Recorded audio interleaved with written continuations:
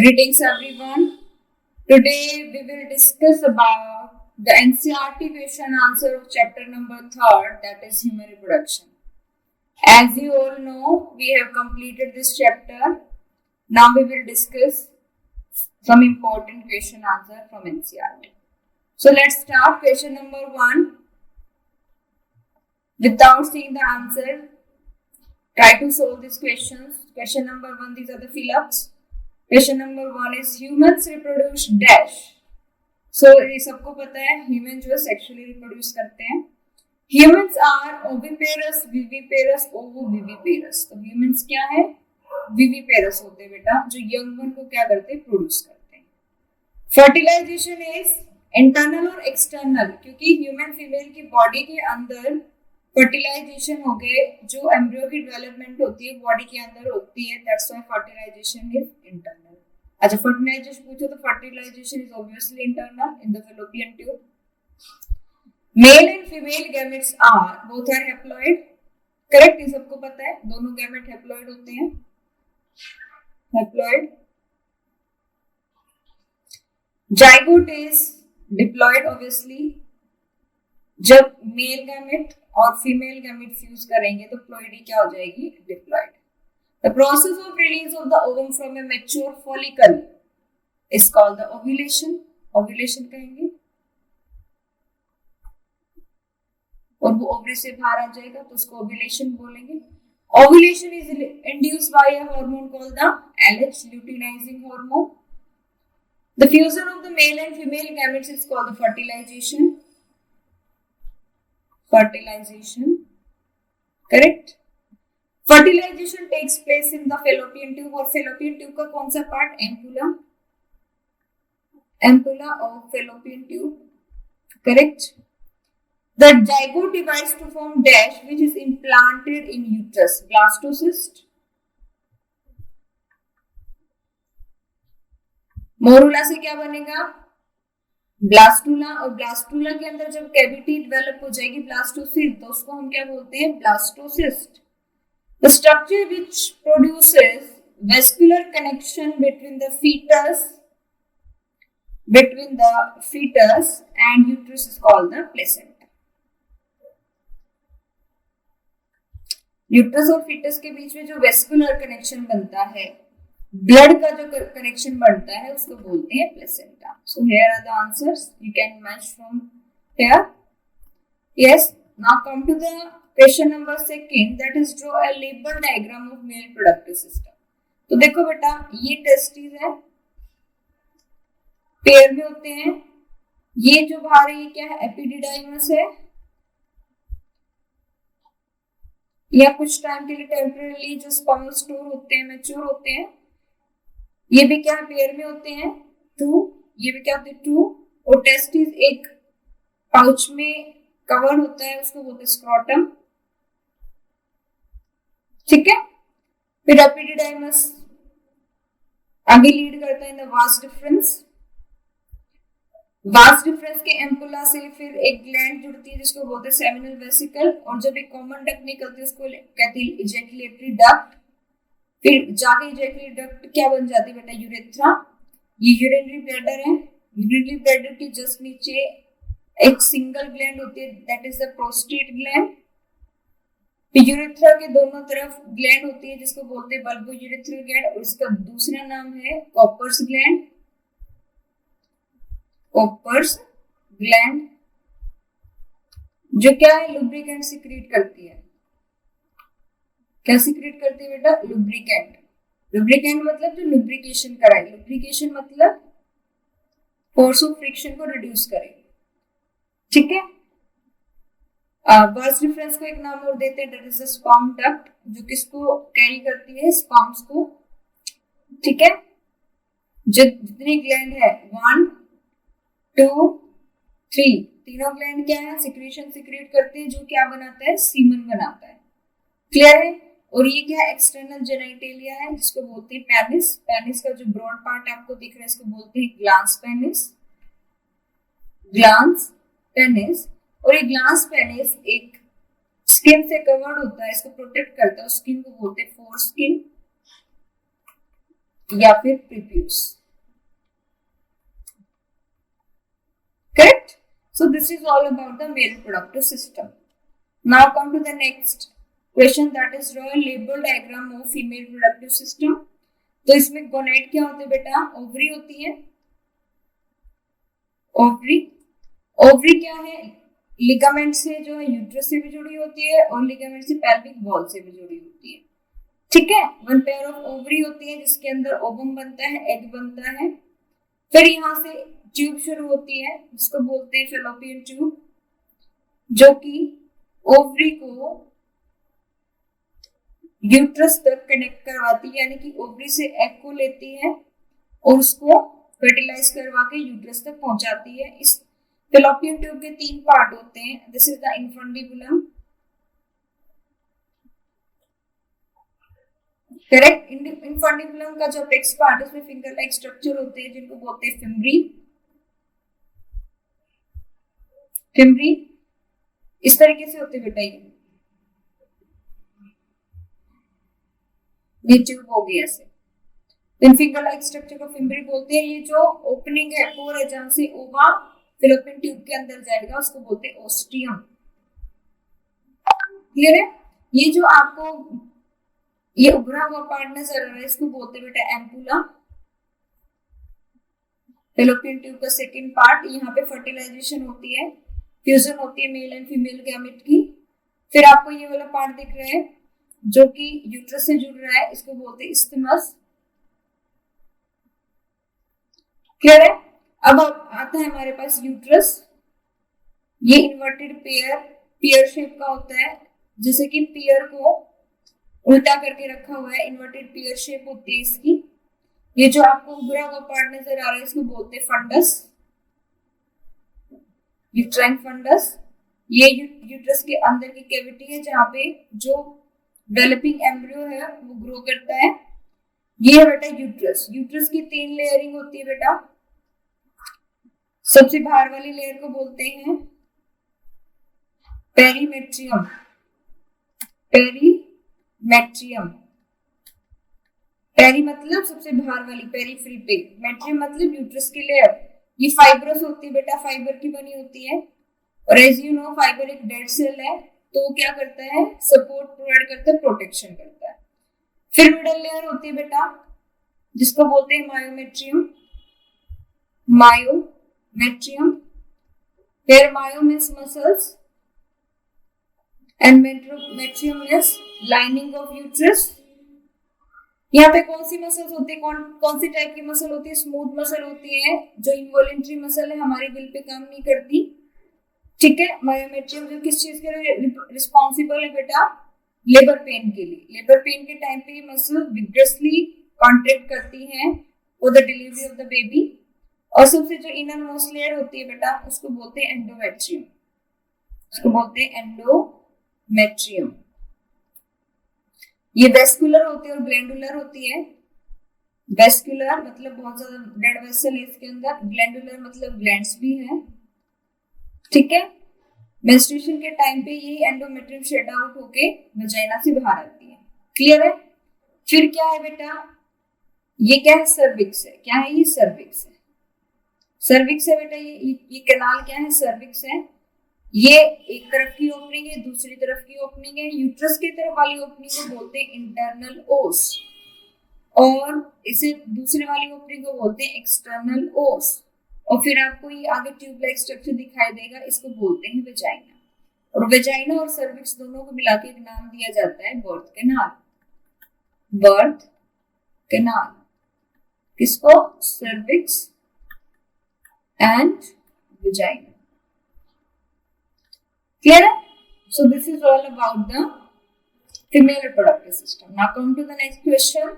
That is write two major functions each of testes and ovaries. यहीं पे समझो testis क्या है? Primary organoid of male reproductive system, जहाँ पे क्या बनेगा? एग बनेगा। ठीक है, एग बनेगा। और क्या होगा? यहाँ पे मेल सेक्स ऑर्गन भी प्रोड्यूस होता है, उसको बोलते हैं एंड्रोजन। और ये एंड्रोजन किस चीज के लिए रिस्पॉन्सिबल है? मेल के सेकेंडरी सेक्सुअल कैरेक्टर के लिए, जैसे बियर्ड आना, ठीक है, broadening off shoulder, deep voice, ये सेकेंडरी सेक्सुअल कैरेक्टर होते हैं बेटा। ठीक है, ओवरी ओवरी प्राइमरी गोनाड है फीमेल रिप्रोडक्टिव सिस्टम का, जहाँ पे फीमेल गैमेट बनता है एग, और यहाँ से हार्मोन निकलता है बेटा एस्ट्रोजन। एस्ट्रोजन जो फीमेल के सेकेंडरी सेक्सुअल कैरेक्टर्स के लिए रिस्पॉन्सिबल होता है, according to the theory part.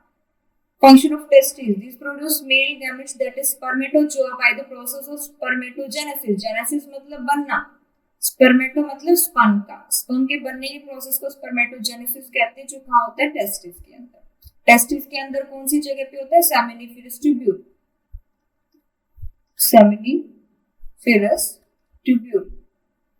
Clear?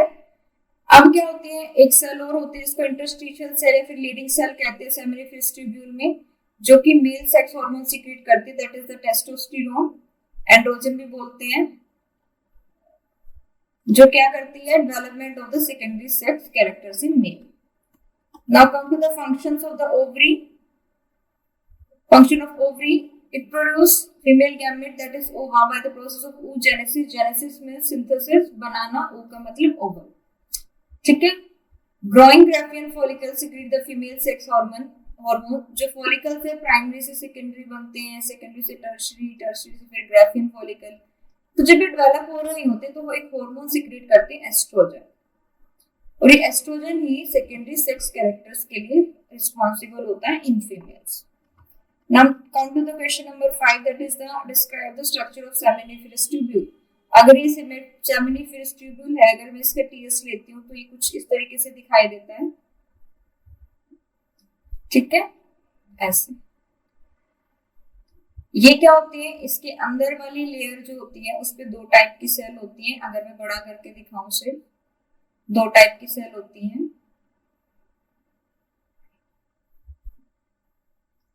In cell को बोलते हैं जर्म सेल, जो कि आगे स्पर्म को बनाएगी, और ये जो मैं ट्रायंगल शेप की बनाई है इनको बोलते हैं सर्टोली सेल, जिसको नर्स सेल भी बोलते हैं, जो कि स्पर्म को नरिशमेंट प्रोवाइड करती है। ठीक है, इनके बीच के स्पेस को क्या बोलते हैं, इंटरस्टिशियल स्पेस, इसमें ब्लड वेसल्स होती हैं। ठीक है, और यहाँ पर क्या होती है, कुछ सेल प्रेजेंट होती है जिनको बोलते हैं लेडिंग सेल्स। लेडिंग सेल्स ये क्या सीक्रेट करती है, male hormone, that is androgen, androgen secret करती है। करेक्ट? तो ये सेमिनिफेरस ट्यूब्यूल का स्ट्रक्चर। अब क्या होता है कि जो ये जर्म सेल होती है ना, ये क्या बनाती है, स्पर्मेटोगोनिया। स्पर्मेटोगोनिया से प्राइमरी स्पर्मेटोसाइट बनती है, मेटोसाइट, by the process of meiosis 1। फिर मियोसिस 2 होती है, सेकेंडरी स्पर्मेटोसाइट बनती है मियोसिस 2 से। फिर आगे इससे क्या बन जाते हैं, स्पर्मेटिड, स्पर्मेटिड, और स्पर्मेटिड से क्या बनते हैं, स्पर्म्स बनते हैं। I will explain in the later part of this NCERT question answer. ठीक है, तब तक देखते हैं कि इसने पूछा है यहाँ पे, describe the structure of seminiferous tubule. So the production of sperms in the testes takes place in highly coiled structure called the seminiferous tubule। ये कहाँ होते हैं, टेस्टिकुलर लोब्यूल्स के अंदर होते हैं। मान लो ये टेस्टिस है, ठीक है, इसकी आउटर मेम्ब्रेन है, इनर मेम्ब्रेन इसको कंपार्टमेंट में डिवाइड कर देती है बेटा इस तरीके से। ठीक है, हर एक कंपार्टमेंट को बोलते हैं टेस्टिकुलर लोब्यूल। इस टेस्टिकुलर 200 से 300 होते हैं ये एक टेस्टिस के अंदर, टेस्टिकुलर लोब्यूल। इसके अंदर 1 से 3 कहते हैं हाईली कोएड सेमिनिफेरस ट्यूब्यूल होते हैं। 1 से 3 एक टेस्टिकुलर लोब्यूल में 1 से 3 हाईली कोएड सेमिनिफेरस ट्यूब्यूल होते हैं। ठीक है, so लाइन समझ में आई। These tubule are located in the testicular lobules। Each seminiferous tubule is lined by the germinal epithelium। अगर ट्यूब्यूल की मैं अगर आपको वॉल की बात कर रहा हूँ तो ये लाइन होती है टू टाइप ऑफ सेल से। ठीक है, और इसके लेयर को बोलते हैं जर्मिनल एपिथेलियम, क्योंकि इस पे जर्म सेल्स हैं। It is line on its inner side by two type of cells, namely spermatogonia, Sertoli cell. Spermatogonia यानी कि जर्म सेल ही है, या वैसे जर्म सेल आना चाहिए था, वो डिवाइड करके माइटोसिस स्पर्मेटोगोनिया बनाएगी। I will explain the spermatogenesis in later part of this session. दूसरी होती है बेटा Sertoli cell. Spermatogonia male germ cells होती है जो क्या प्रोड्यूस करेगी, प्राइमरी स्पर्मेटोसाइट। कैसे, बाय म्यूटेट डिवीजन। फिर प्राइमरी स्पर्मेटोसाइट दोबारा मियोसिस 2 से क्या बनाएगी, सेकेंडरी स्पर्मेटोसाइट, और फाइनली क्या बनेगी, स्पर्मेटिड। स्पर्मेटिड से उसके अंदर मोर्फोलॉजिकल कुछ चेंजेस आएंगे, मेटामॉर्फोसिस होगी, तो क्या बनेगा, male gamete, that is spermatozoa. Sertoli cell को हम नर्स सेल बोलते हैं टेस्टिस की, क्योंकि ये नरिशमेंट प्रोवाइड करती है जर्म सेल्स को। ठीक है, ये लार्ज पॉलीगोनल सेल्स होती हैं। Their large polygonal cells are the interstitial cell, जो मैंने अभी आपको बताया कि इंटरस्टिशियल स्पेस के अंदर कुछ इंटरस्टिशियल सेल होते हैं जिनको लेडिक सेल्स बोलते हैं, जो सेमिनिफरस ट्यूब्यूल के एडजेसेंट होती हैं। ये क्या सीक्रेट करती है, male hormone, that is the testosterone और एंड्रोजन। क्लियर है? ठीक है, यहाँ पे दिखाया भी हुआ है। अब नेक्स्ट है व्हाट इज स्पर्मेटोजेनेसिस। आगे हमारे पास व्हाट इज स्पर्मेटोजेनेसिस। अब मैं आपको थोड़ा सा एक्सप्लेन करती हूँ कि स्पर्मेटोजेनेसिस क्या होता है, बन पाएगा। देखो,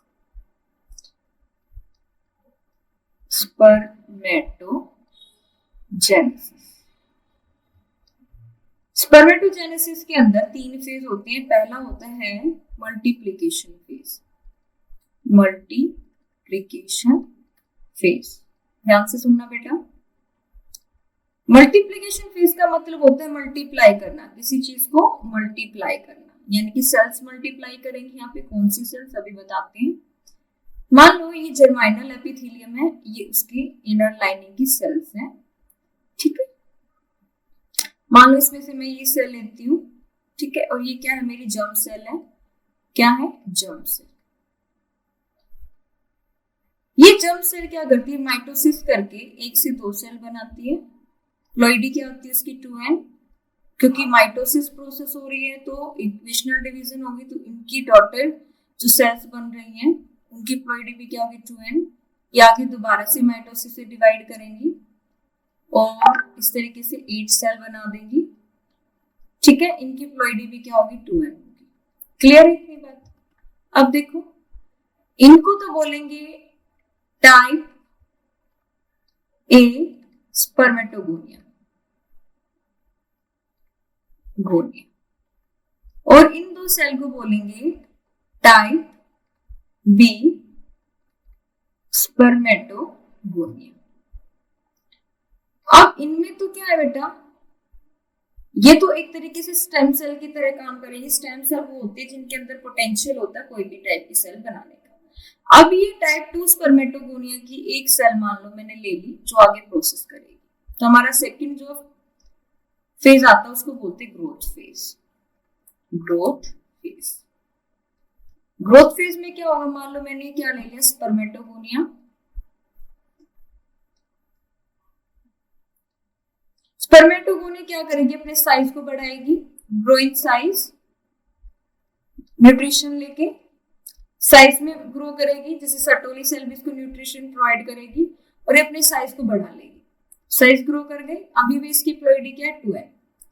अब थर्ड फेज है बेटा मैच्योरेशन फेज। मैच्योरेशन फेज, इस फेज में क्या होगा, आपकी स्पर्म्स बनेंगी। अब मियोसिस 1 होगी, मियोसिस 1 होगी और एक सेल से कितनी सेल बनेंगी, 2 सेल बनेगी, और इनकी प्लॉइडी क्या होगी, n, क्योंकि रिडक्शनल डिवीजन है। इन 2 सेल को बोलेंगे प्राइमरी स्पर्मेटोसाइट। स्पर्मेटोसाइट। अब ये 2 सेल डिवाइड करेंगी तो क्या बना देंगी, 4 सेल बना देंगी, 1 2 3 4। ये कौन सी डिवीजन है, मियोसिस 2। अब ये क्या बनी बेटा, 1 सेकेंड, यस, यहाँ पे थोड़ी मिस्टेक हुई है, सॉरी फॉर दैट। देखो क्या मिस्टेक हुई है, ये जो सेल बनेगी ग्रो करके, जो ये सेल बन रही है बेटा, पहले तो ये क्या थी, स्पर्मेटोगोनिया थी, लेकिन साइज में ग्रो कर गई। अब इसको हम बोलेंगे primary spermatocyte. Primary spermatocyte. Primary spermatocyte की प्लॉइडी 2 है ना, मियोसिस 1 करेगी, हाफ हो जाएगी। अब इनको बोलेंगे सेकेंडरी स्पर्मेटोसाइट। साइट। अभी मियोसिस 2 करके 4 सेल बनाएंगे, इसको बोलेंगे स्पर्मेटिड। स्पर्मेटिड। अभी 4 सेल क्या बनाएंगी, मेटामॉर्फोसिस होगी, इनकी शेप साइज में चेंज होएगा और क्या बनेंगे, 4 हैप्लॉइड स्पर्म्स बन जाएंगे, spermatozoa, spermatozoa. So this is the whole process. अब एक बात ध्यान रखो, स्पर्मेटिड से स्पर्म बनने की प्रोसेस को बोलते हैं, इसको बोलते हैं स्पर्मियोजेनेसिस, स्पर्मियोजेनेसिस। ठीक है, एक वर्ड हो रहेगा स्पर्मिएशन, आई थिंक ऐसा कुछ है, नेक्स्ट आएगा, मैं थोड़ी सी टर्म्स को माइंड से स्लिप हो रही है। अब नेक्स्ट आएगा बेटा तो मैं आपको एक्सप्लेन करूंगी कि दोनों डेफिनेशंस में क्या डिफरेंस है। देखो, now come to the point, that is the what is spermatogenesis. Briefly describe the process of spermatogenesis. Spermatogenesis is the process of production of sperms from the immature germ cells in males. It takes place in seminiferous tubule present inside the testes. During spermatogenesis, diploid spermatogonia, that is male germ cell, increases its size to form a diploid primary spermatocyte. यहाँ पे multiplication phase को नहीं बताया है, लेकिन I have explained you. This diploid primary spermatocyte undergo first meiotic division, that is meiosis 1. Which is a reductional division to form 2 equal haploid secondary spermatocyte. Each secondary spermatocyte then undergoes second meiotic division, that is meiosis 2, to form 2 equal haploid spermatids. And diploid spermatogonia produce 4 haploid spermatids. ठीक है, these spermatids are transformed into spermatozoa by the process of spermiogenesis. This is the spermiogenesis, ये लिखा था मैंने, spermiogenesis. और दूसरी term होती है स्पर्मिएशन, आई थिंक सो। उनमें दोनों में डिफरेंस बताऊंगी, आगे क्वेश्चन आएगा, ध्यान से देखो, डायग्राम को देखो। स्पर्मेटोजेनेसिस, स्पर्मेटोगोनिया है, किससे बना है, जर्म सेल से। कौन से फेज से आया है, मल्टीप्लिकेशन। ये इसकी प्लॉइडी 2n है, ठीक है, साइज में ग्रो कर जाएगी, प्राइमरी स्पर्मेटोसाइट प्लॉइडी 2n रहेगी, फिर मेयोसिस 1 में क्या हो जाएगी, हैप्लॉइड हो जाएंगे आगे सारी सेल्स। तो क्वेश्चन यहाँ से ये अराइज होता है कि आपको सारे सेल्स के नाम दे दिए जाएंगे और उनकी प्लॉइडी पूछी जाएगी। Next is the name the hormones involve the regulation of spermatogenesis. इसकी रेगुलेशन कैसे होती है स्पर्मेटोजेनेसिस की, ये पूछा जा रहा है। ठीक है, तो देखो, 2 हार्मोन होते हैं, FSH and LH, follicle stimulating hormone and luteinizing hormone. ठीक है, ये कौन रिलीज करता है, by the gonadotropin releasing hormone from the hypothalamus. ठीक है, हाइपोथैलेमस सीक्रेट करता है गोनेडोट्रोपिन रिलीजिंग हार्मोन, और ये गोनेडोट्रोपिन रिलीजिंग हार्मोन क्या करती है, सिग्नल देती है क्या सीक्रेट करने के लिए, FSH एंड LH। ये हार्मोन्स रेगुलेशन करते हैं स्पर्मेटोजेनेसिस की। FSH काम करता है सर्टोली सेल पे, लेकिन LH काम करता है लीडिंग सेल पे ऑफ टेस्टिस, और इस तरीके से क्या करता है, स्पर्मेटोजेनेसिस की प्रोसेस को रेगुलेट करता है। क्लियर है। नेक्स्ट देखो, डिफाइंस ये स्पर्मिएशन, ये मैं बोल रही थी टर्म आपको, स्पर्मिएशन। एक टर्म है स्पर्मिएशन और एक है स्पर्मियोजेनेसिस। स्पर्मियोजेनेसिस तो क्या है, transforming spermatids into mature spermatozoa or sperm. It is called the spermiogenesis. These two terms are very confusing, but you have to understand these two terms because these two terms can come in your examination. Spermiation means क्या होता है कि मान लो ये Sertoli cell है, Sertoli cell में जो sperm का हेड है वो इस तरीके से एम्बेडेड होता है क्योंकि इससे नरिशमेंट ले रहा होता है, ये इसकी टेल होती है। ठीक है, और ये इसकी जर्माइनल एपिथेलियम में मान, तो ये क्या है, एक तरीके से अटैच है ये सेमिनिफेरस ट्यूब्यूल से। ये सेमिनिट्यूब्यूल्स का क्या है, ल्यूमेन है। तो जब सर्टोली सेल से निकल करके ये ल्यूमेन में आ जाता है ना, उसको बोलते हैं spermiation. When mature spermatozoa release from the Sertoli cell into the lumen of seminiferous tubule. Clear है। Next is the draw a label diagram of sperm. Sperm का जो डायग्राम है बहुत अच्छे से आपको चैप्टर पढ़ाते हुए आपको समझाया था बेटा। वैसे इसमें 3 पार्ट होते हैं, ठीक है, हेड पार्ट 4 होते हैं। हेड पार्ट में क्या होता है, बाहर वाला, ऊपर वाला एक्रोसोम, फिर न्यूक्लियस, फिर एक छोटी सी नेक होती है, फिर मिडल पीस होता है जिसमें माइटोकॉन्ड्रिया स्पाइरली अरेंज होते हैं जिसको बोलते हैं निबल्कर। क्योंकि इसकी मूवमेंट को ज्यादा से ज्यादा एनर्जी चाहिए मूवमेंट के लिए, तो ज्यादा से ज्यादा माइटोकॉन्ड्रिया होते हैं और इसको बोलते हैं टेल पार्ट। अगर मैं बताऊं हेड पार्ट में ये कॉनिकल शेप का एक्रोसोम होता है और फिर ये क्या होता है बेटा, न्यूक्लियस होता है। ये क्या बेटा, हेड पार्ट है। क्या है ये, हेड पार्ट। अब इसके जो न्यूक्लियस में एक डिप्रेशन होता है जिसमें एक सेंट्रियोल होता है जिसको प्रॉक्सिमल सेंट्रियोल बोलते हैं, एक नेक रीजन में सेंट्रियोल होता है जिसको बोलते हैं डिस्टल। ठीक है, तो ये क्या है, नेक है। ये छोटी सी मैंने क्या बनाई, नेक बनाई है। फिर ये क्या है, मिडल पीस है। ठीक है, ये जो डिस्टल सेंट्रियोल, ये proximal centriole, this is the nucleus and this is the acrosome. Distal centriole तो एक्सोनिम बनाता है इस तरीके से, और प्रॉक्सिमल सेंट्रियोल काम आता है for the division when the sperm nucleus enters in the human female egg. ठीक है, अब यहाँ पर जो माइटोकॉन्ड्रिया होते हैं वो स्पाइरली अरेंज्ड होते हैं, इस तरीके से स्पाइरली अरेंज्ड होते हैं, उसको बोलते हैं निबन का।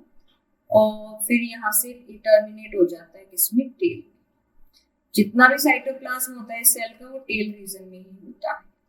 ठीक है, इसलिए फर्टिलाइजेशन के टाइम पे सिर्फ न्यूक्लियस अंदर जाता है, तो मेल स्पर्म की तरफ से कोई भी साइटोप्लाज्म की शेयरिंग नहीं होती। सारा जो साइटोप्लाज्म होता है, सारी जो नरिशमेंट होती है वो ह्यूमन एग के अंदर होती है। सो this is the diagram of sperm. Now what are the major component of the seminal plasma? Seminal plasma मतलब सीमन। सीमन में क्या क्या होता है, सीमन में क्या होता है, स्पर्म होते हैं जो टेस्टिस के अंदर सेमिनिफरस ट्यूब्यूल बनाते हैं। बाकी क्या होता है, इसमें लिक्विड पार्ट होता है जो कि हमारी ग्लैंड सीक्रेट करती है। Semen produce in male is composed of sperm and seminal plasma. The major component seminal plasma in male productive system are mucus, spermatozoa, various secretion of the accessory gland. Accessory gland कौन सी, आपकी seminal vesicle, prostate gland, bulbourethral gland. ठीक है, seminal plasma के अंदर fructose होता है, calcium होता है, एस्कॉर्बिक एसिड होता है, कुछ एंजाइम्स होते हैं जो क्या करते हैं, स्पर्म को प्रोटेक्ट करते हैं और उसको नरिशमेंट यानी कि उसको फूड प्रोवाइड करते हैं। The next question is what are the major functions of male accessory ducts and glands. Male के अंदर एसेसरी डक्ट कौन सी है, कौन कौन सी है बेटा आपकी, ये है वासा एफरेंशिया जो रेटिटेस्टिस से शुरू होती है और एपिडिडाइमस में खत्म हो जाती है। ठीक है, फिर एपिडिडाइमस देखो यहाँ लिख रखा है, वासा एफरेंशिया है, एपिडिडाइमस है, वास डिफरेंस है, रेटिटेस्टिस है। ये चार क्या है, एसेसरी डक्ट है। और ग्लैंड कौन सी है, ग्लैंड है seminal vesicle, prostate gland and bulbourethral gland. अगर मैं यहाँ पे डायग्राम ड्रॉ करती हूँ, मान लो this is the testis and these are the testicular lobules, correct. और ये सेमिनिफरस ट्यूब्यूल है, इस तरीके से 1 से 3 सेमिनिफरस ट्यूब्यूल होते हैं। ये सारे सेमिनिफरस ट्यूब्यूल क्या है, इस तरीके से एक नेटवर्क ऑफ ट्यूब्स में इस तरीके से खुल जाते हैं, इस तरीके से। इस नेटवर्क को क्या कहते हैं, रेटिटेस्टिस। रेटिटेस्टिस, और ये सारे खुलते हैं बेटा एक कॉमन ओपनिंग में, बहुत सारे, जिसको बोलते हैं वासा एफरेंशिया। वासा एफरेंशिया फिर किस में खुलती है, एपिडिडाइमस में। एपिडिडाइमस तो इस तरीके से कनेक्टेड होती है। आपको क्वेश्चन किस तरीके से आता है, पीएमटी में भी क्वेश्चन ये आएगा, आपको दे देंगे rete testis, Vasa efferentia, epididymis and vas deferens. इसको अरेंज करिए। ठीक है, इसको क्या करिए, अरेंज करिए, कौन सी पहले आई कौन सी बाद में, तो इस तरीके का क्वेश्चन बनेगा। So they play an important role in transport and temporary storage of sperm. जो एसेसरी डक्ट है वो या तो स्पर्म को ट्रांसपोर्ट करेगी या फिर कुछ टाइम के लिए उनको स्टोर करेगी। टेम्पररी स्टोरेज मानी जाती है बेटा एपिडिडाइमस के अंदर। On the other hand male accessory gland, these glands secrete fluid that lubricate the reproductive system in sperm। lubrication का काम करता है specially bulbourethral gland. sperms get dispersed in the fluid which makes their transportation into female body easier। अगर fluid नहीं होगा तो वो move ही नहीं कर पाएंगे, उसके ट्रांसपोर्टेशन के लिए फ्लूइड होता है। इस फ्लूइड के अंदर फ्रक्टोज होता है, एस्कॉर्बिक एसिड होता है, कुछ एंजाइम्स होते हैं जो उसको एक्टिवेट करते हैं और उसको नरिशमेंट करते हैं। क्लियर है? बार बार बातें वही घूम के आ रही बेटा, तो ये तो बातें आपको बिल्कुल दिमाग में बैठ जानी चाहिए। Now come to the point, what is the oogenesis? Give a brief account of oogenesis। Give a brief account of oogenesis। oogenesis में क्या होता है बेटा? देखो, oogenesis जो प्राइमरी फॉलिकल्स होते हैं ना, यानी कि जर्म सेल, वो क्या होती है बेटा? साइज में बड़ी हो जाती है, तो उसको क्या कहने लग जाते हैं? oogonia, यानी कि ग्रोथ फेज आ गया। ठीक है, oogonia फिर क्या करेगी बेटा? नहीं, oogonia क्या है? oogonia ग्रो करके क्या बनाएगी? Primary spermatocyte. क्या बनाएगी?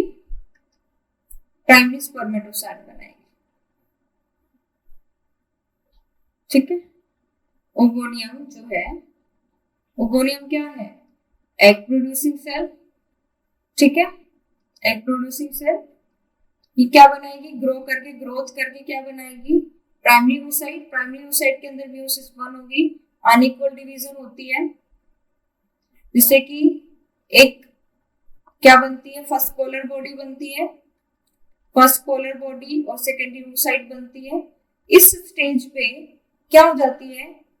meiosis 1 है ना, meiosis 1 के प्रोफेज 1 के डिप्लोइड स्टेज पे ये क्या हो जाती है? अरेस्ट हो जाती है ये सेल। ठीक है, तब तक अरेस्ट होके रखती है तब जब तक यहाँ पर कोई स्पर्म ना आ जाए। जब स्पर्म का न्यूक्लियस इसके अंदर एंटर कर जाता है तब meiosis 2 कंप्लीट होती है और क्या बनता है? ओवम बनता है और सेकंड पोलर बॉडी बनती है। ठीक है, सो दिस इज द oogenesis, यानी कि oogonia ग्रो करके क्या बनाए? Primary oocyte। oogonia की प्लॉइडी क्या है? 2n, और प्राइमरी oocyte की प्लॉइडी क्या है? 2n। उसके बाद meiosis होने के बाद ये क्या हो जाएगी? n हो जाएगी, क्योंकि रिडक्शनल डिवीजन है। बाकी फिर क्या है? सबकी एनप्लॉइडी होती है। Correct. Now come to the theory part. oogenesis is the process of the formation of mature ovum from the oogonia in females. It takes place in ovaries. During oogenesis, a diploid oogonium or egg mother cell increase in size and get transformed into the diploid primary oocyte.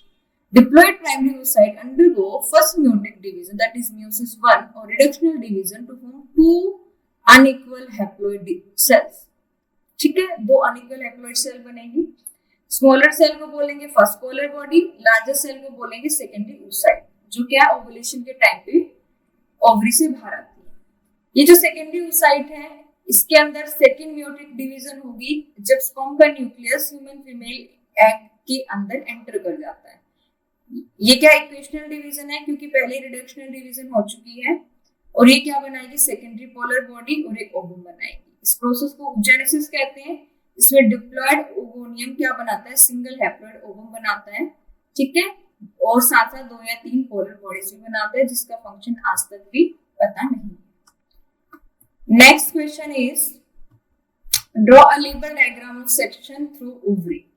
Ovary का section करके explain करना है। ठीक है, ये बाहर क्या ovary की वॉल है। ठीक है, इसके अंदर जो लिक्विड भरा होता है उसको प्लाज्मा बोलते हैं, जो बटा हुआ है बाहर वाले को बोलते हैं कॉर्टेक्स, जो ज्यादा डेंस होता है। अंदर वाला होता है मेडुला, जो लेस डेंस होता है। इसमें बहुत सारे प्राइमरी फॉलिकल्स बनते हैं जो ग्रो करके क्या बनाते हैं बेटा? सेकेंडरी फॉलिकल बनाते हैं, जो ग्रो करके सेकेंडरी फॉलिकल, देन टर्शरी, और फिर क्या बनती है? मैच्योर फॉलिकल बनती है, that is the Graafian follicle. Graafian follicle में ये क्या है बेटा? सेकेंडरी oocyte है। ठीक है, जो 14th day of menstrual cycle में क्या हो जाती है? इससे बाहर आ जाती है। बाद में जो रिमेनिंग पार्ट होता है इसको बोलते हैं कॉर्पस ल्यूटियम। देखो ये क्या बन गया? Corpus luteum. कॉर्पस ल्यूटियम कौन सा हार्मोन सिक्रीट करता है? प्रोजेस्टेरोन। और ये प्रोजेस्टेरोन हार्मोन को ही प्रेगनेंसी हार्मोन भी बोलते हैं, क्योंकि ये हार्मोन प्रेगनेंसी को बनाए रखता है। अगर फर्टिलाइजेशन नहीं होती है तो ये कॉर्पस ल्यूटियम बदल जाता है कॉर्पस एल्बिकम में, कॉर्पस एल्बिकन में। जब कॉर्पस ल्यूटियम ही नहीं बचा तो प्रोजेस्टेरोन भी नहीं होगा, तो इससे क्या हो जाती है, मेंस्ट्रुअल साइकिल शुरू हो जाती है, menstrual cycle. So this is the section through the ovary. Clear? And now come to the next, that is the what is the diagram of Graafian follicle। ये mature follicle है बेटा, mature follicle। देखो ये जो sales नजर आ रही है इसको बोलते हैं ग्रेनुलोसा सेल। इसके नीचे ये जो लेयर नजर आ रही है इसको बोलते हैं बेसल लेमिना। इसके अंदर एक कैविटी डेवलप हो जाती है, उस कैविटी को बोलते हैं एंट्रम, और ये कैरेक्टरिस्टिक फीचर है बेटा ग्राफियन फॉलिकल का। ठीक है, ये जो स्पर्मेटोसाइट बन रही है इसके चारों तरफ एक लेयर बन जाती है जिसको बोलते हैं कोरोना रेडिएटा, और जिस टिश्यू से ये क्या है ग्राफियन फॉलिकल से जुड़ी होती है उसको बोलते हैं क्यूमुलस ओफोरस। क्या बोलते हैं उसको, cumulus oophorus. The next question is name the function of the following. Name the function of following हम यहीं पे डिस्कस करेंगे without seeing the answer. Corpus luteum, अभी बताया कॉर्पस ल्यूटियम एक हार्मोन के लिए रिस्पॉन्सिबल होता है प्रोजेस्टेरोन, जो कि प्रेगनेंसी हार्मोन है, प्रेगनेंसी को बनाए रखता है। एंडोमेट्रियम क्या है, इनर मोस्ट लाइनिंग है, inner most lining of uterus. अच्छा एक बात और बताती हूँ बेटा, यूट्रस को वोम भी बोलते हैं, और एक वर्ड होता है हिस्टेरा। हिस्टेरा वर्ड भी हम किसके लिए यूज करते हैं, यूट्रस के लिए। एक टर्म आती है हिस्टेरेक्टोमी, मतलब हिस्टेरा यानी कि यूट्रस को बॉडी से बाहर निकाल देना है, हिस्टेरेक्टोमी। एक्रोसोम, एक्रोसोम क्या है, हेड का ऊपर का कॉनिकल पार्ट है जिसके अंदर स्पर्म लाइसिन एंजाइम भरे होते हैं। स्पर्म लाइसिन, इसमें 3 टाइप के एंजाइम होते हैं। एक तो कोरोना रेडिएटा डाइजेस्टिंग एंजाइम होता है, दूसरा होता है हाइलोरिनेस एंजाइम जो हाइलोरिक एसिड को क्या करता है, डाइजेस्ट करता है। मान लो ये कोरोना रेडिएटा सेल्स हैं, इसके बीच में जो मटेरियल होता है उसको हाइलोरेज बोलते हैं, हाइलूनिरेज बोलते हैं, मतलब हाइलुरोनिक एसिड बोलते हैं जिसको डाइजेस्ट करता है हाइलोरिनेज, हाइलुरिनेज। ठीक है, और एक होता है बेटा आपका जोना पेलुसिडा को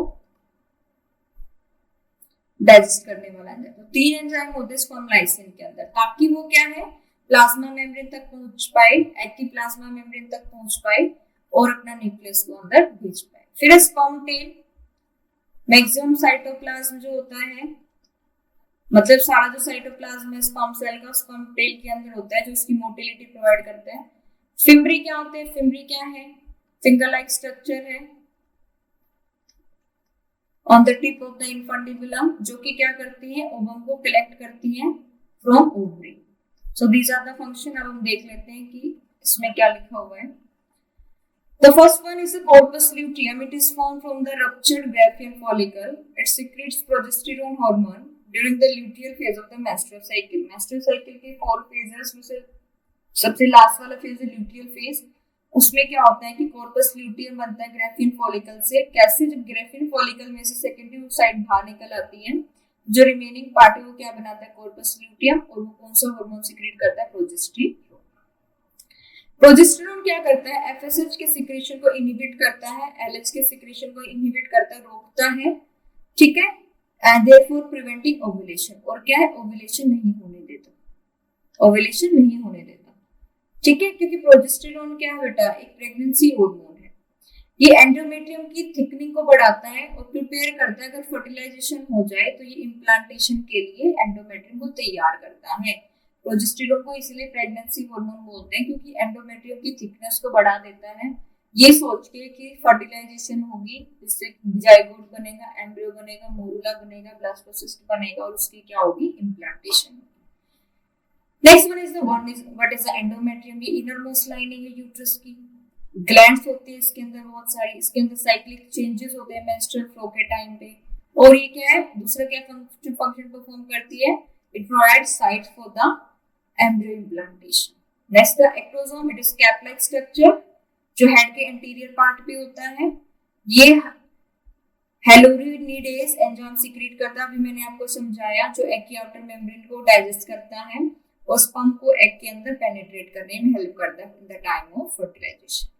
next is the sperm tail, longest part है स्पर्म के स्ट्रक्चर का, जो कि इसको क्या है मूवमेंट यानी कि मोटिलिटी प्रोवाइड करती है ताकि वो फीमेल प्रोडक्टिव ट्रैक में मूव कर पाए। Next is the fimbriae, fimbriae क्या है, फिंगर लाइक प्रोजेक्शंस है at the ovarian end of the fallopian tube. Ovarian and मतलब वो फिलोपियन ट्यूब का वो पार्ट जो ओवरी के पास होता है, दीज आर द फिम्ब्री। ठीक है, ये ओवम को कलेक्ट करती है आफ्टर ओव्यूलेशन और facilitate by the beating of cilia. अब इसके अंदर सिलिया इस तरीके से प्रेजेंट होते हैं जो इस डायरेक्शन में बीट करते हैं ताकि जो ओवम आया है वो आगे वाले पार्ट में क्या हो जाए, मूव कर जाए। ठीक है, now next question is how much is left? Okay, the next question is true false। अभी आप ही मुझे बताओगे इनके answer. Androgens are produced by Sertoli cell, क्या सर्टोली सेल प्रोड्यूस करती है? नो, इसको कौन सीक्रेट करती है? Leydig cells. Spermatozoa get nutrition from Sertoli cell, true. Leading cell are found in ovary, no, it is found in the testes। Leading cell synthesize androgen, true। oogenesis takes place in corpus luteum, no, false। ovary के अंदर होती है oogenesis। menstrual cycle pregnancy के time पे stop हो जाती है, true. ठीक है, presence or absence of hymen is not a reliable indicator of virginity or sexual experience, true। hymen क्या होता है? जो वेजाइना होता है वो हाफ कवर होता है एक थिन सी मेम्ब्रेन से जिसको बोलते हैं हाइमन। ये हाइमन कई कारणों से रप्चर हो सकते हैं, जैसे ड्यूरिंग फर्स्ट क्वाइटस या फिर फर्स्ट इंटरकोर्स प्रोसेस। ठीक है, अगर कोई विग्रस एक्सरसाइज कर रहे हो, कोई ऐसा स्पोर्ट गेम खेल रहे हो, ठीक है, उससे क्या हो जाती है, जर्क अगर लग जाए तो भी क्या हो सकती है, ये टीयर हो सकती है। तो हम ये नहीं कह सकते कि अगर हाइमन टीयर है तो वो क्या उसकी वर्जिनिटी को लॉस करने का सिग्नल देता है, ऐसा कुछ नहीं है। तो बहुत कारणों से जो है ये हाइमन रप्चर हो सकती है। So these are the answer you can match from here. Now question number 17, menstrual cycle, which hormones regulate menstrual cycle. तो मेंस्ट्रुअल साइकिल में जो हार्मोन होते हैं, पहला होता है बेटा प्रोजेस्टेरोन, जिसका फंक्शन मैं काफी बार बता चुकी हूँ। दूसरा एस्ट्रोजन, एस्ट्रोजन सीक्रेट करते हैं डेवलपिंग फॉलिकल, जो प्राइमरी से सेकेंडरी, सेकेंडरी से टर्शियरी, टर्शियरी से ग्राफिन फॉलिकल बनता है। तीसरा होता है एलएच हार्मोन, जो 13th डे पे, मैंने जो मेंस्ट्रुअल साइकिल बहुत अच्छे से एक्सप्लेन करी हुई है ड्यूरिंग द चैप्टर रीडिंग। ठीक है, 13 डे पे इसकी जो अमाउंट है वो एकदम से बढ़नी शुरू होती है मैटरनल ब्लड में और 14th डे पे पीक पे चली जाती है, जिसके कारण क्या होता है, ओवुलेशन। और इसको एकदम से बढ़ने को क्या बोलते हैं, एलएच सर्ज, एलएच सर्ज। ठीक है, फिर एंटीरियर पिट्यूटरी से एफएसएच निकलता है, वो ओवरी को कहता है कि आप फॉलिकल्स बनाइए। तो ये काम होते हैं इन हार्मोन्स के। अभी हम देखते हैं, पढ़ते हैं। तो what is menstrual cycle? Menstrual cycle is nothing else but a series of cyclic physiological changes that take place inside the female reproductive tract in primates।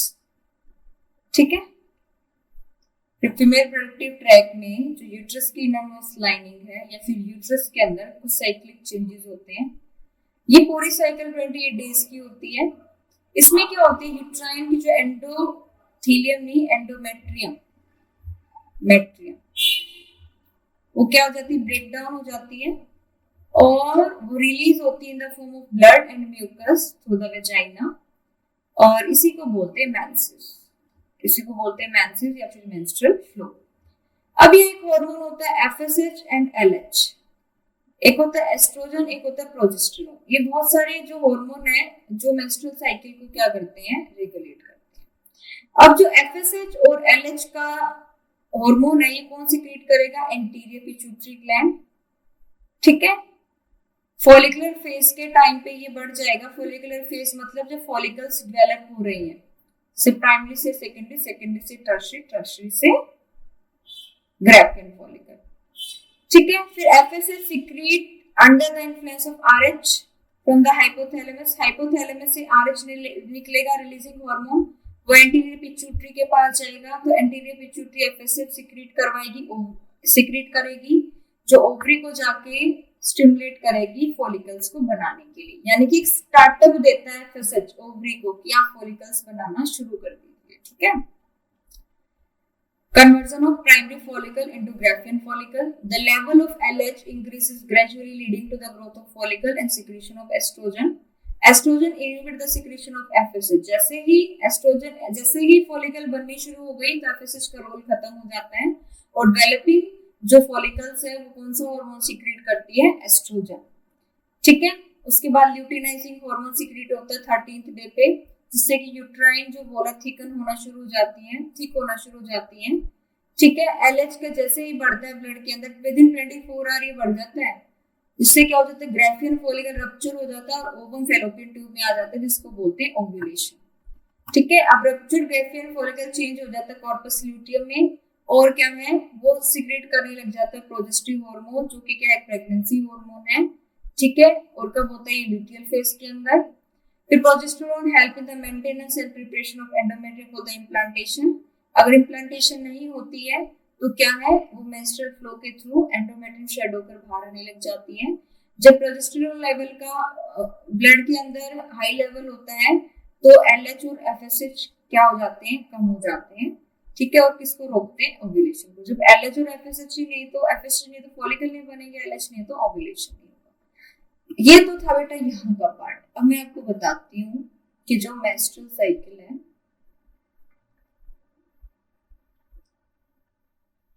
इसके अंदर 4 फेज होते हैं। पहला होता है मेंस्ट्रुअल फेज,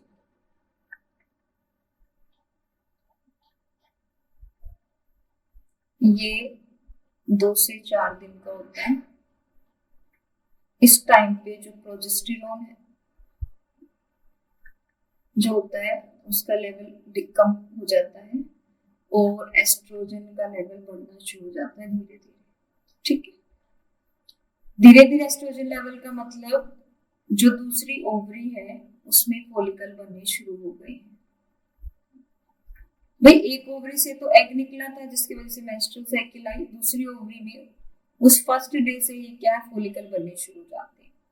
फिर हमारे पास सेकंड फेज आता है, that is the follicular phase या फिर प्रोलिफरेटिव फेज भी बोलते हैं इसको, प्रोलिफरेटिव फेज। ये 12 से 13 दिन तक का होता है। मतलब यहाँ का जो फर्स्ट डे है ना और फर्स्ट लेकर 13 दिन तक। ठीक है। क्योंकि फॉलिकल यहीं से बनने शुरू हो जाते हैं जब मेंस्ट्रुएशन शुरू होती है।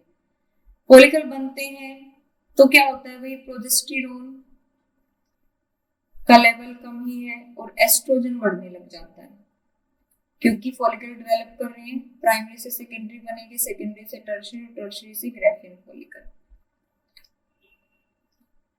अब क्या होता है? 13वें दिन तक ये 12वें दिन तक फॉलिकल बन के पूरे मैच्योर हो जाते हैं। फिर थर्ड फेज आता है ovulatory phase.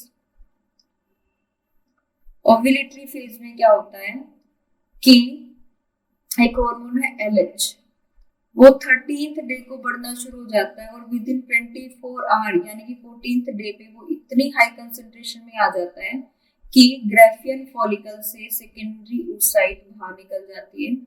Graafian follicle rupture हो जाता है, सेकेंडरी oocyte बाहर आ जाती है ओवरी से, जिसको बोलते हैं ओव्यूलेशन।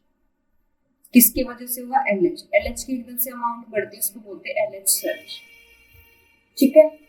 अब नेक्स्ट फेज क्या आता है? ल्यूटियल फेज या फिर सिक्रेटरी फेज। ये फेज कब तक रहता है? 15 से 28वें दिन तक। ठीक है। इसमें क्या होता है? जो ग्राफियन फॉलिकल था वो उसका जो बचा हुआ पार्ट है वो बनाता है कॉर्पस ल्यूटियम, जो कौन सा हार्मोन प्रोड्यूस करता है? प्रोजेस्टेरोन। प्रोजेस्टेरोन 4 से 5 दिन तक तो एंडोमेट्रियम को थिक करता है। 4 से 5 दिन के बाद अगर फर्टिलाइजेशन नहीं होती है तो एंडोमेट्रियम को सिग्नल मिल जाती है। ठीक है। सिग्नल मिलते ही कॉर्पस ल्यूटियम कन्वर्ट हो जाता है कॉर्पस एल्बिकन में।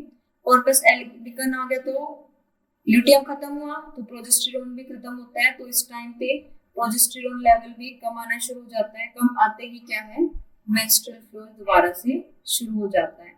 ठीक है, दोबारा से साइकिल शुरू हो जाती है। This is the whole process. Clear है? मैंने बहुत कोशिश की आपको अच्छे से समझाने की। अगर अभी भी अगर आपको कोई डाउट है तो प्लीज मुझे बताइएगा।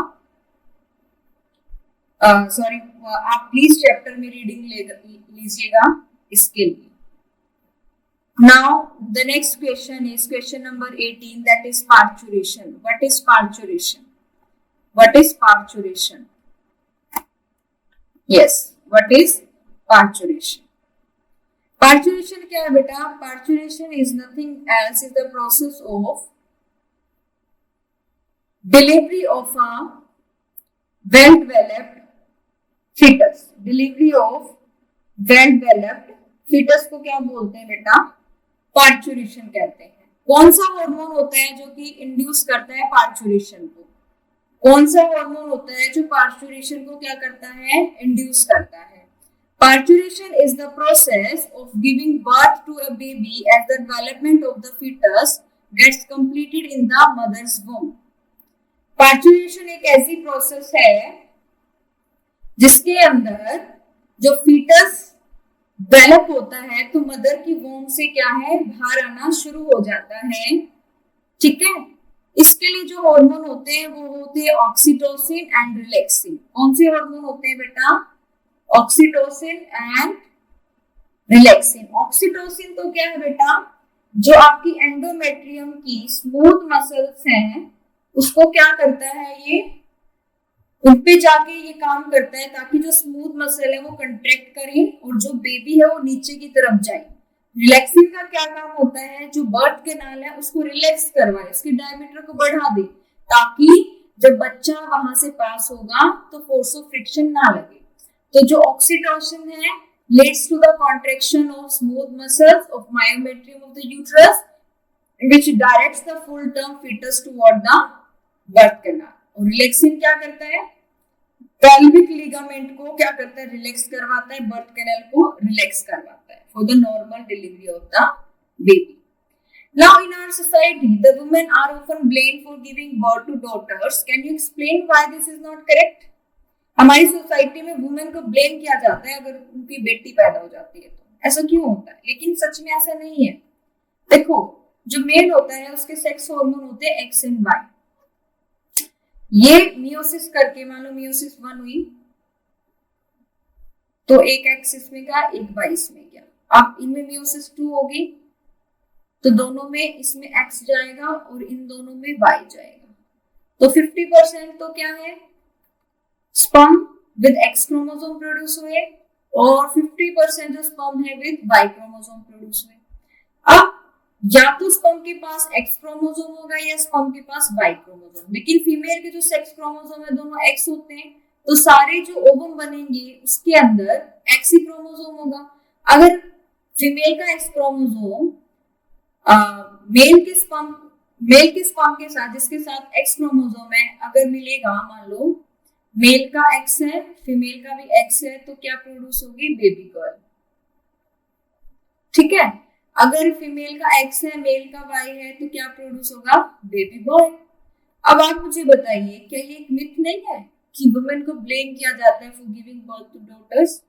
यहाँ पे तो फादर जो है वो रिस्पॉन्सिबल है, क्योंकि अगर फादर की तरफ से वाई क्रोमोसोम वाला स्पर्म आएगा तो ही बेबी बॉय पैदा होगा। हर बार जो फीमेल है वो हमेशा एक्स क्रोमोसोम वाले एग को ही कंट्रीब्यूट करती है। सो this is not correct. Now here whole human beings have 23 pairs of chromosome. Human males have 22 pair of autosome and 1 or 2 pair of sex chromosome. अब आपको पता है ह्यूमन सेल के अंदर 23 पेयर ऑफ क्रोमोसोम होते हैं, इसमें 22 पेयर जो होते हैं वो ऑटोसोम होते हैं जो कि सेक्सुअल प्रोडक्शन पार्टिसिपेट नहीं करते, और एक जो पेयर होता है वो क्या होते हैं, सेक्स क्रोमोसोम होते हैं जिसमें कि एक क्रोमोसोम एक्स है और एक क्या है, वाई। उसके दूसरे तो जो ह्यूमन फीमेल है उसके अंदर 22 पेयर ऑटोसोम होते हैं और contain only 1 x sex chromosome.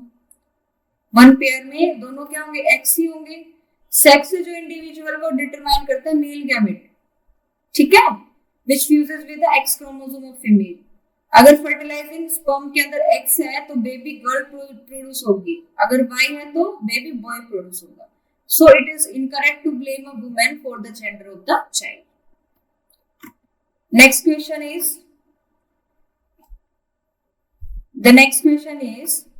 just give me a second.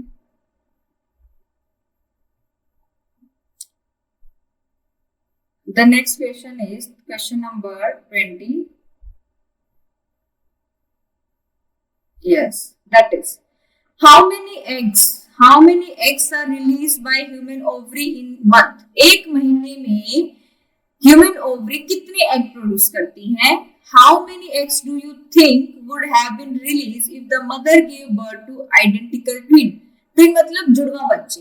अगर एक मदर जुड़वा बच्चे पैदा करती है तब क्या है, कितने एग प्रोड्यूस होते हैं? Would your answer change if the twin born were fraternal? Fraternal का मतलब क्या होता है आगे मैं बताती हूँ, ठीक है। देखो क्या होता है, जब ओवरी एग रिलीज करती है हर एक महीने, ठीक है, हर एक महीने एक ओवरी एक एग रिलीज करती है। जब दो बेबी प्रोड्यूस होते हैं ना तो उनको बोलते हैं ट्विंस। एक की बात, एक दो बेबी की डिलीवरी होती है उसको बोलते हैं ट्विंस। जनरली ट्विंस कैसे बनते हैं, जैसे जाइगोट बन गया, फर्स्ट जाइगोटिक डिवीजन हुई तो ये अलग हो जाता है, ये अलग हो जाता है, ऐसे। तो ये अलग बेबी को डेवलप करते हैं, ये अलग बेबी को। तो ये क्या होते हैं, आइडेंटिकल ट्विंस होते हैं। क्योंकि इस जाइगोट का जेनेटिक मटेरियल एक है तो इनका भी जेनेटिक मटेरियल क्या होगा, सेम होगा, इसलिए इनको बोलते हैं आइडेंटिकल ट्विन। अब वैसे नॉर्मली तो हर महीने ओवरी से एक ही एग प्रोड्यूस होता है और आइडेंटिकल ट्विन में भी ओवरी से एक ही एग प्रोड्यूस हुआ, ठीक है ना। तो यही कह रहे हैं twins are produced from the single egg by the separation of early blastomeres resulting from the first zygotic cleavage. जब जाइगोट के अंदर पहली क्लीवेज होती है तभी ये सेपरेट आउट हो जाते हैं और इनका क्या होता है, जेनेटिक मेकअप सेम होता है, इसलिए इनको क्या बोलते हैं, आइडेंटिकल ट्विन बोलते हैं। लेकिन नेक्स्ट देखो, अब बात आती है कि फ्रेटर्नल ट्विंस के बारे में आप क्या कहेंगे।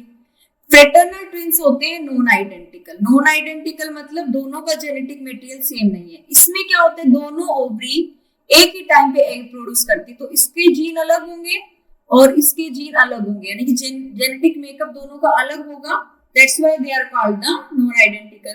तो यहाँ पर फ्रेटर्नल ट्विंस के अंदर ये कंडीशन आ जाती है कि दो एग प्रोड्यूस होते हैं, ठीक है। So don't be confuse. If the twins born are fraternal, then they would have developed from two separate eggs.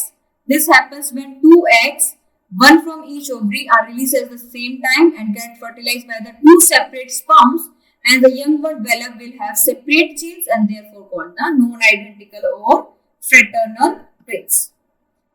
Which is clear, bhai? Now come to the last question, that is question number 21.